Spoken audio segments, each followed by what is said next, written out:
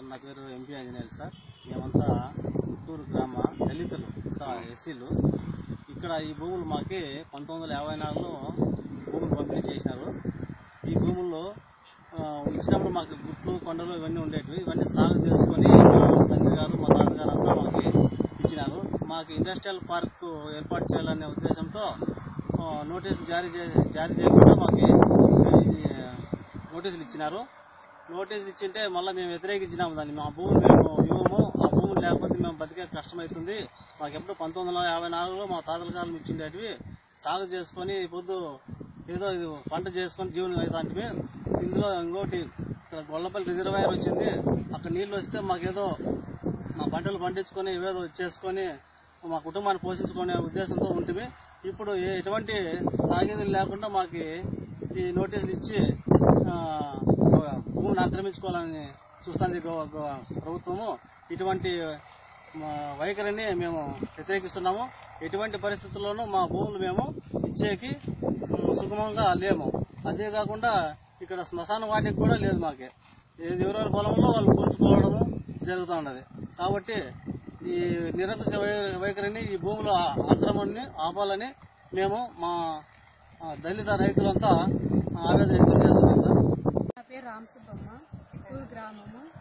మాది చాలా బీద కుటుంబం సార్. మాకు ఉండేది 1 ఎకరానే సార్ భూమి. ఈ భూమి కానీ గవర్నమెంట్ పీక్కుంటుంది. మేమేం చేయాలి సార్? మేము రోడ్డును పడతాం సార్. మాకు మశానం కూడా ఇక్కడే ఉంది సార్. మేము ఎంతో అప్పు చేసి గుడ్డలు కొండలు అన్నీ ఉంటే అన్ని చేసుకున్నాం సార్. ఈ పొద్దు ఏదో పార్కు కోసము మమ్మల్ని వీధిని పడేస్తాను సార్ ఈ ప్రభుత్వము. కానీ మేము దీనికి మాత్రము మేము ఎటువంటి పరిస్థితుల్లో ఇచ్చేదానికి సిద్ధంగా లేం సార్. మేము ఎవరు లేం సార్. కానీ మాకు భూమి మాత్రం ఎక్కడా లేదు సార్. ఇదే మాత్రం ఉండేది. మాకు నోటీసులు కూడా మాకు తెలియదు సార్ వాళ్ళు ఇచ్చేది. ముందుగా చెప్పిందింటిగా మేము ముందుగానే ఎదిరిస్తా అంటాం సార్. మేము మాత్రము నోటీసులు కూడా తీసుకోము సార్ మేము. కానీ మాకు మాత్రము అన్యాయం చేస్తాను సార్ ప్రభుత్వం. చాలా అన్యాయం చేస్తాను సార్. ఎస్సీలు అంటున్నారు కానీ ఎస్సీలకు ఎటువంటి ఆధారం చూపిస్తున్నారు సార్ ఈ ప్రభుత్వం వచ్చింది. కానీ ఎందుకు సార్ మాకు ఇంత కష్టం పెడుతున్నారు వీళ్ళు? ఇప్పుడు మాకి భూ పంపిణీ చేయాలంటున్నారు. ఎక్కడుంది సార్? ఉండే భూములు కూడా పీక్కుంటే ఇంక మాకెందుకు సార్? మాకు ఎందుకు ఇస్తున్నారు సార్ భూములు? ఇండ్లు కూడా వాళ్ళు ఇస్తున్నారు సార్. ఇండ్లు కూడా పీక్కుంటారు రేపొద్దున్న. మా పిల్లలకి అయితే ఏం సార్ మేము చేసేది? బయటకు దొబ్బేస్తున్నారు సార్. ఇప్పటికే బయటకు దొబ్బేస్తున్నారు. మేము ఇంకేం లేదు సార్. మేము ఆత్మహత్యలు తప్ప మాకు ఏదో ఆధారం లేదు సార్. మేము ఇది మాత్రం కన్ఫర్మ్ సార్. నాగమ్మ, మాకు ఉండేది ఆ భూమి రొంతేను. నాకు భర్త లేడు, ఎవరు లేరు. ఆ భూమిని ఏదో అప్పులో సప్పులో చేసుకొని సాగు చేసుకొని ఏదో పట్టబోసుకుంటున్నాం. అది ఇంత పోతే మమ్మల్ని ఎవరు చూసేవాళ్ళు లేరు. అడక తింటే కూడా మాకు భూ పెట్టరు.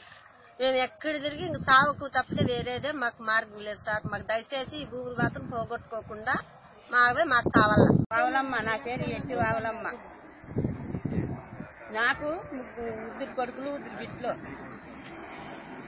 దాని మీదనే మేము ఆధారపడినాము. అది ఇడిస్తే మాకు ఇదే లేదు, మేము బతకలేము. మేము బోర్ వేసుకున్నాము, 5 లక్షలు అప్పు చేసినాము. ఇదంతా ఎట్ట స్వామి? మేము ఇప్పుడు చేతులు తీసుకుంటే మాకైతే మా భూములు మాకు ఉండాలని కోరుకుంటున్నాం. గవర్నమెంట్ ఇచ్చింది, ఆ పొద్దు ఇచ్చినారు, ఈ పొద్దు పీక్కోవాలంటే మాకైతే ఏమంది స్వామి? మాకైతే ఈవిడ మేళ పీక్కుండేది అలా అంతే. ఇదిగో ఇవ్వకపోతే మా చేనులో మేము పడి వస్తాం. చీములు పోసుకొని ఆడే వెళ్ళిపోతాం.